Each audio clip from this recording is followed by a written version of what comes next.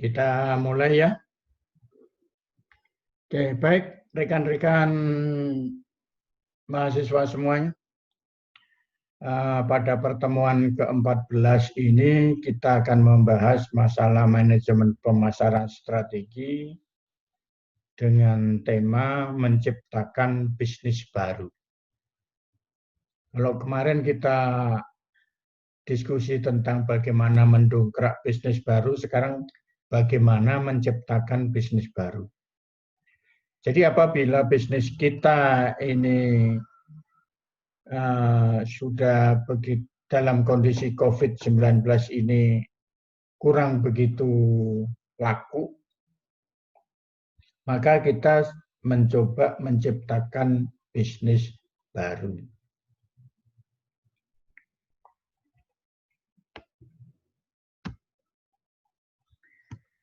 Kita lihat materi diskusi yang akan kita bicarakan pada pertemuan ini adalah yang pertama, bisnis baru setelah pandemi.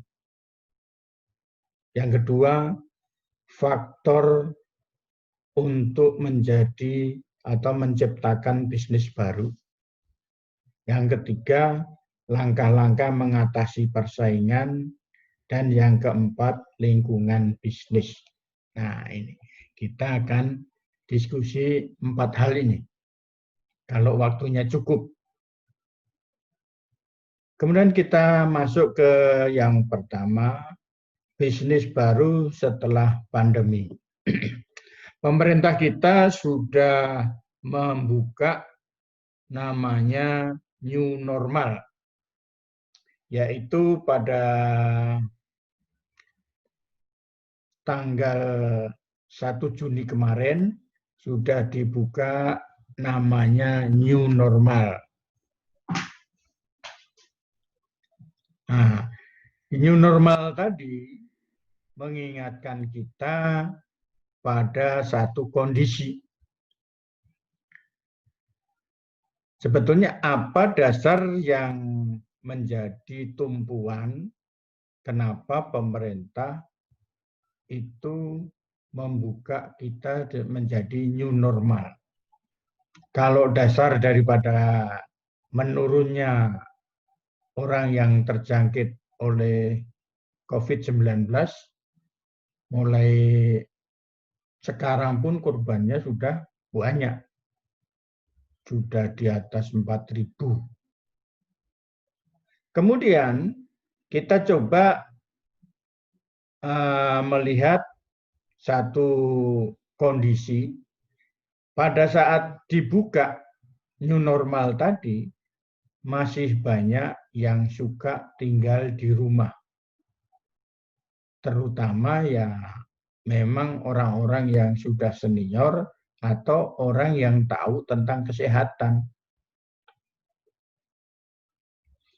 Yang kedua, kembali ke kebutuhan dasar. Jadi yang pada masa-masa lalu itu sudah pengen di dalam hierarki Maslow tadi ada 5 tahap, orang sudah pengen ke yang tertinggi, sekarang ini kembali ke kebutuhan dasar, yaitu yang sifatnya adalah kebutuhan fisik. Yang ketiga, menyukai kegiatan virtual. Yang keempat, kegiatan sosial. Mari dari keempat item ini kita coba menjadi landasan berpikir kita untuk membangkitkan bisnis baru setelah pandemi ini. Yang pertama, masih banyak yang suka tinggal di rumah. Hal ini kita lihat bahwa orang-orang yang pada masa pandemi maupun setelah pandemi, pasca pandemi itu sekarang lebih suka belanja online. Hal ini patut menjadi perhatian kita bagaimana untuk menciptakan bisnis baru kita. Kemudian adanya food delivery. Adanya food delivery. Kemudian yang ketiga, hobinya nonton TV. Nah, sekarang bisnis apa yang bisa kita lakukan dengan supaya kita di dalam bisnis tadi ada kaitannya dengan nonton TV. Yang keempat, melakukan pekerjaan rumah. Nah, dengan melakukan pekerjaan rumah, kira-kira apa yang bisa dilakukan oleh kita untuk menjual produk apa?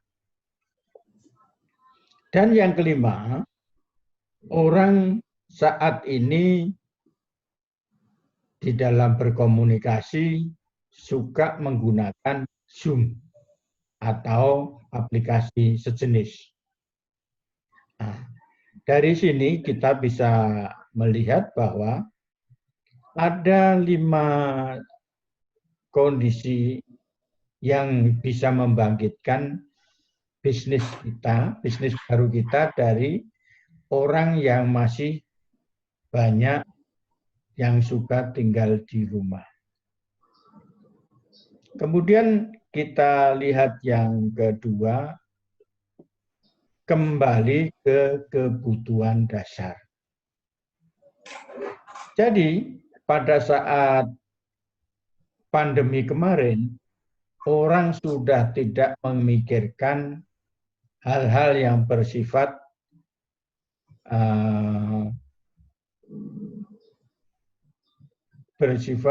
non kebutuhan dasar. Intinya pada saat itu yang dipikirkan manusia adalah makan dan minum berikut kesehatan.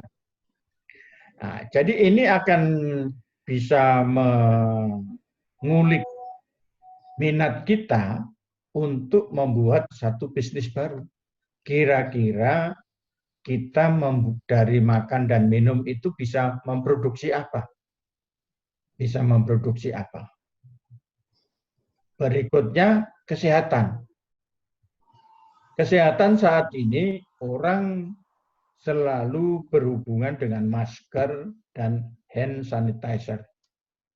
Nah, ini kira-kira rekan-rekan mahasiswa atau yang bekerja di perusahaan itu bisa menghasilkan produk apa dalam bentuk makanan dan minuman. Berikut juga masalah kesehatan. Dalam masalah kesehatan tadi kan kita butuh masker, hand sanitizer, vitamin, segala macamnya. Nah, itu. Jadi ini merupakan satu trigger bagi pemikiran kita untuk membuat satu bisnis baru. Yang ketiga, menyukai kegiatan virtual. Jadi mayoritas penduduk Indonesia, bahkan dunia, pada saat pandemi maupun saat sekarang ini, masih menyukai pengalaman virtual. Bahkan sekarang ini sudah lahir masyarakat virtual. Jadi komunikasi hanya menggunakan komunikasi virtual. Lahirnya generasi Zoom. Jadi lahirnya generasi Zoom. Semua pertemuan mayoritas saat ini seperti kita ini disebutnya lahirnya generasi Zoom. Semuanya pakai Zoom. Kemudian kita mau cek ke dokter karena takut tertular dari rumah sakit atau dokternya, kita ke dokter online. Atau kalau kita bisa juga yang sudah di aplikasi Halodoc atau Halo Dokter. Kemudian masalah e-learning. Nah, ini dari 5 hal di dalam menyukai kegiatan virtual ini, kira-kira bisnis apa yang bisa, bisnis baru apa yang bisa kita buat. Bisnis baru apa yang kita bisa. Selamat datang Pak Asep Wahyudin. Semoga sehat ya. Ya Pak, terima kasih Pak.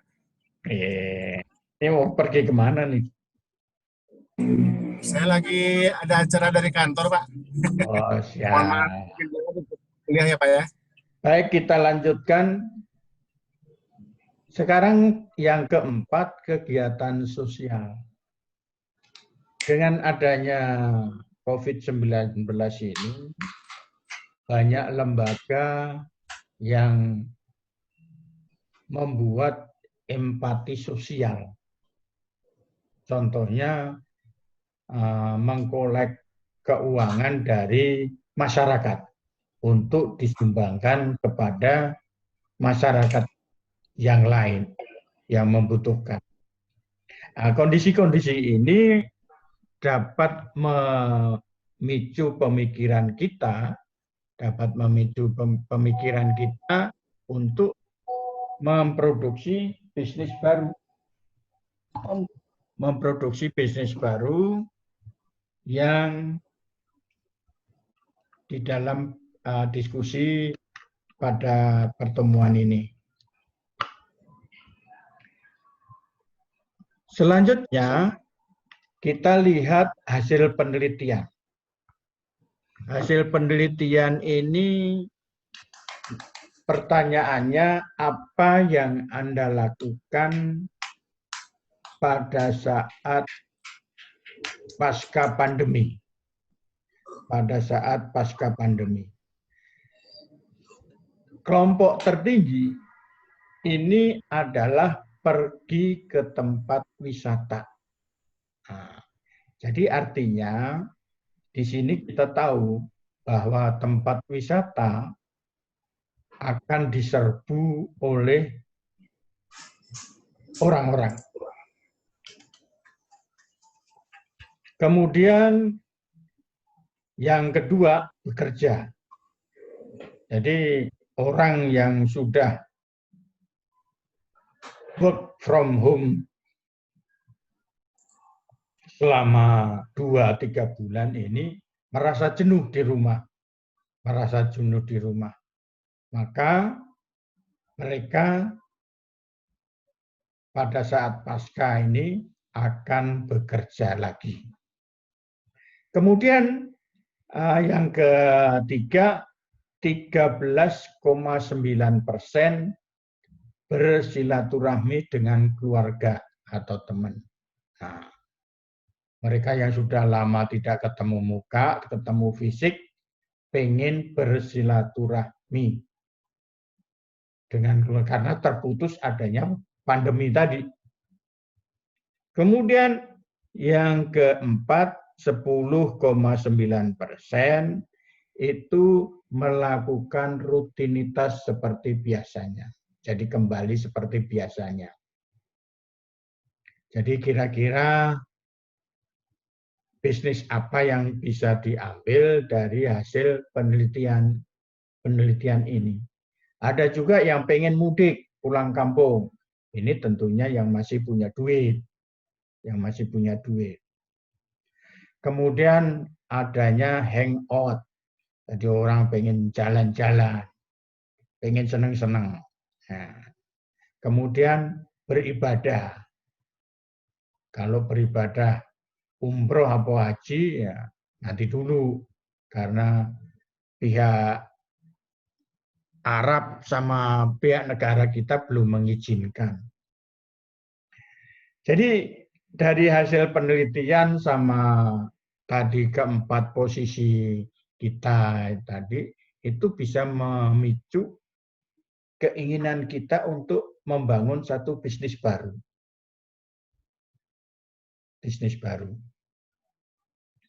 Kemudian kita akan coba masuk ke langkah-langkah mengatasi persaingan. Tentunya semuanya mempunyai pemikiran yang sama, yaitu bagaimana membangkitkan atau mendongkrak setelah pandemi COVID-19. Terus kemudian bagaimana kita mengatasi persaingan. Nah, kita melihat dari sisi fungsi manajemen. Di dalam manajemen tadi itu ada satu fungsi-fungsi yang kita tidak boleh melupakan, yaitu fungsi perencanaan. Kemudian yang kedua, organizing, mengorganisasi. Dan yang ketiga, actuating atau directing dan controlling tadi. Jadi dari sisi fungsi manajemen tadi, apa yang bisa kita lakukan dengan perencanaan terhadap bisnis baru tadi, berikut bagaimana mengorganisirnya, kemudian melaksanakan dan mengontrolnya. Kalau dari sisi fungsi pemasarannya gimana? Nah, kita pemasarannya bisa menggunakan 4P tadi. Produk yang akan kita buat itu apa? Kemudian distribusinya bagaimana, yaitu place. Kemudian promosinya bagaimana. Terus yang keempat, P yang keempat adalah harganya. Kita mau jual berapa? Jadi kita tentukan dulu produknya, distribusinya bagaimana, kemudian promosinya bagaimana, kemudian baru kita menentukan harga. Itu dari sisi pemasaran. Kemudian dari sisi keuangan, fungsi keuangan. Di dalam produksi tadi membutuhkan anggaran berapa? Apakah kita masih punya anggaran atau tidak?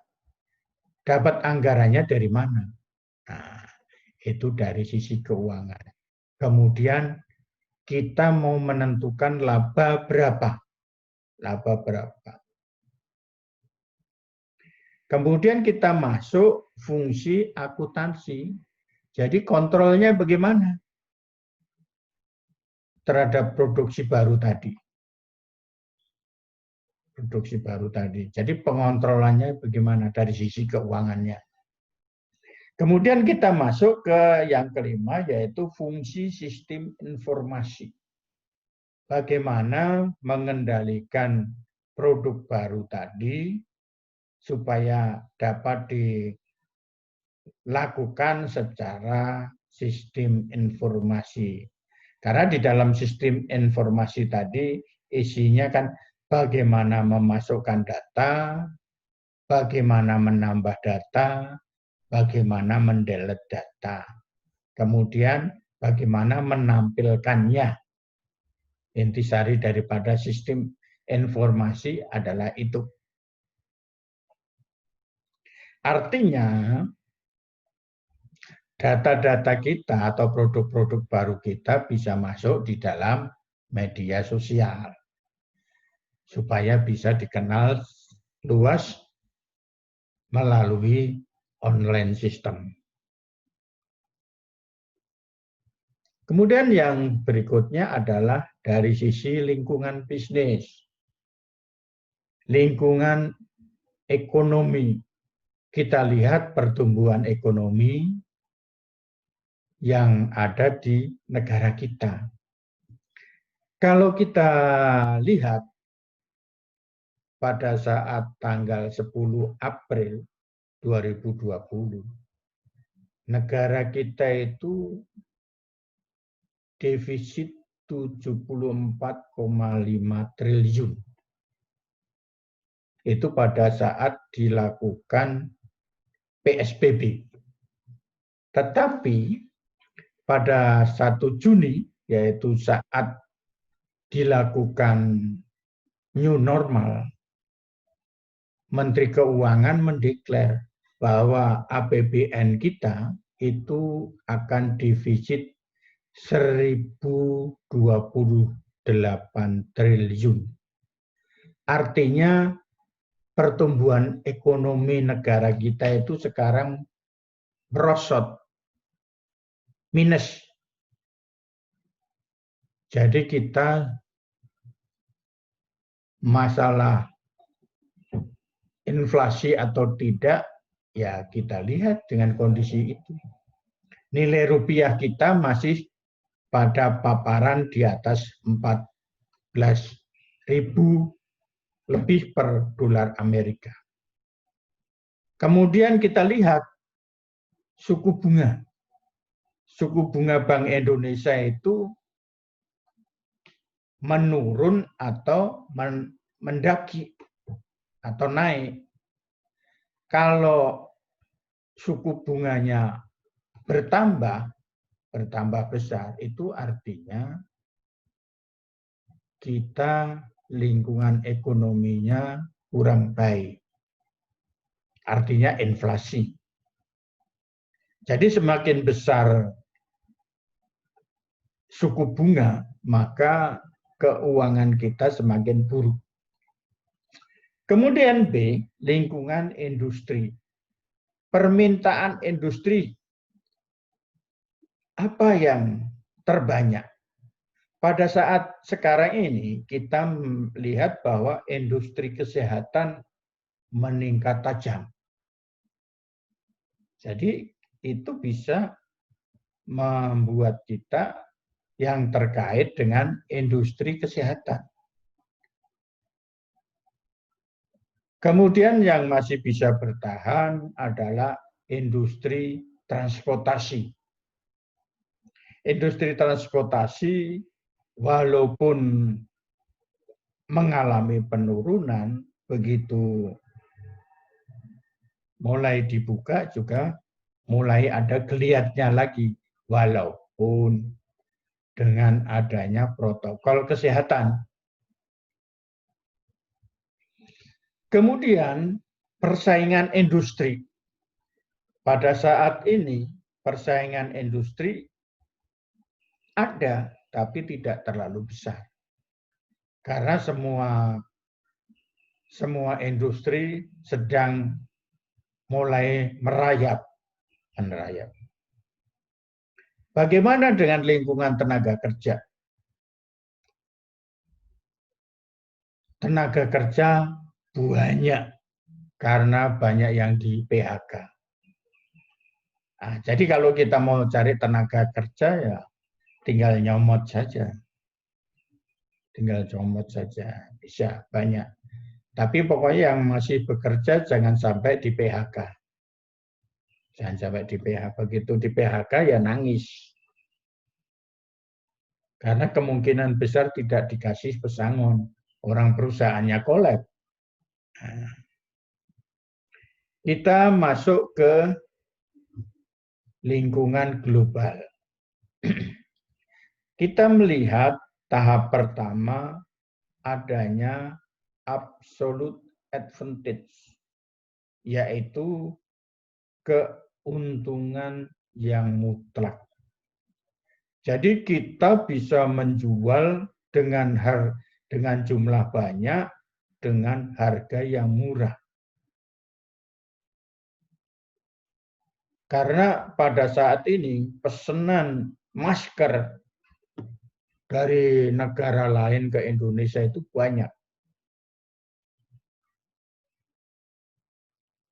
Jadi kita lihat bahwa ternyata potensi Indonesia itu kalau pihak pemerintah memperhatikan itu besar sekali. Kita melihat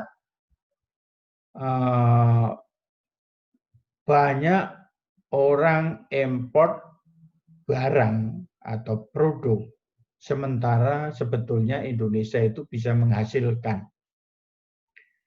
Jadi orang-orang yang jadi pejabat di pemerintahan itu kayaknya tidak berpikir tentang bagaimana memajukan rakyat. Tapi mereka berpikirnya adalah bagaimana mendapatkan fee.